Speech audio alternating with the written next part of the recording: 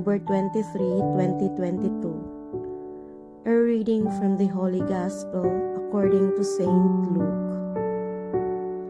Jesus addressed this parable to those who were convinced of their own righteousness and despised everyone else.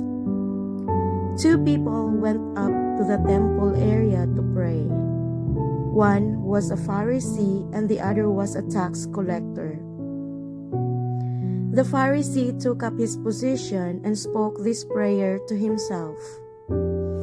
"O God, I thank you that I am not like the rest of humanity, greedy, dishonest, adulterous, or even like this tax collector.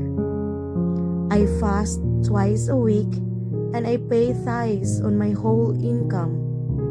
But the tax collector stood off at a distance and would not even raise his eyes to heaven, but beat his breast and prayed, "O God, be merciful to me, a sinner." I tell you, the latter went home justified, not the former.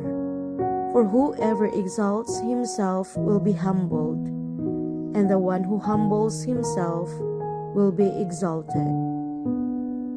The Gospel of the Lord. Praise to you, Lord Jesus Christ.